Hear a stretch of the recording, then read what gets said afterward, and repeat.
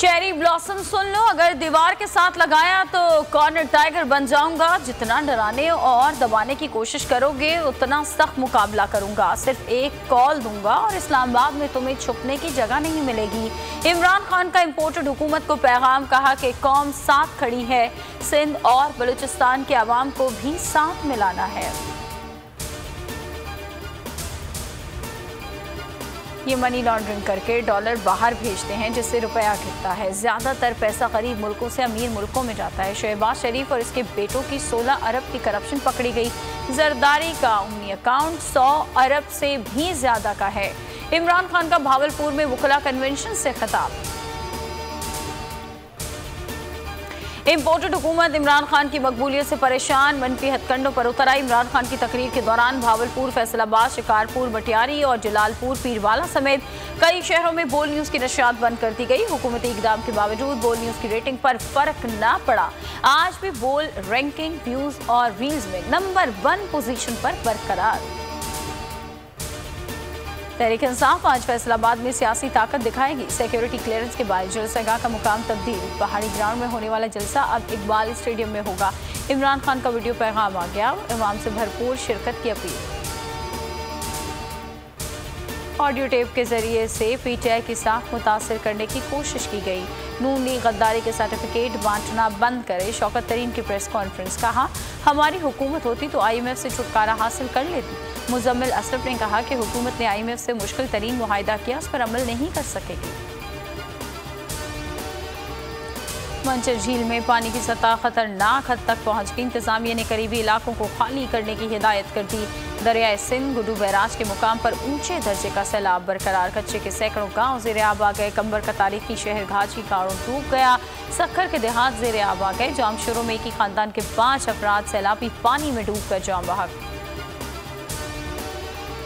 पाकिस्तान के सैलाब से मुतासरा तमाम इलाकों के लिए फंड इकट्ठा कर रहे हैं। इमरान खान की राजनपुर में मीडिया से गुफ्तगू, कहा तहरीक इंसाफ के MNAs MPs मुतासरा इलाकों में मौजूद रहें।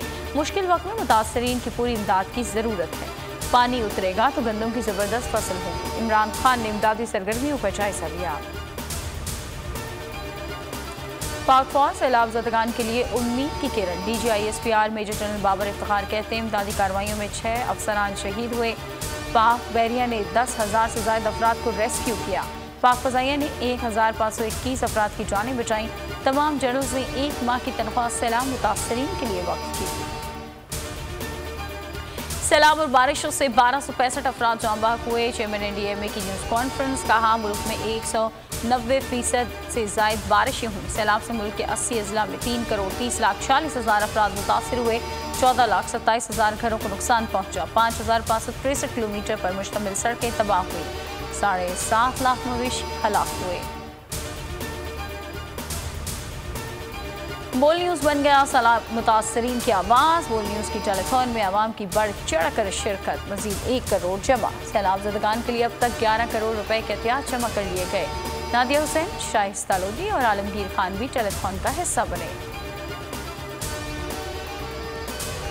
पाकिस्तान और भारत एक बार फिर एशिया कप में आमने सामने। आज रवायती हरीफों के दरमियान दुबई में ही सुपर 4 मरहले में जोर का जोर पड़ेगा।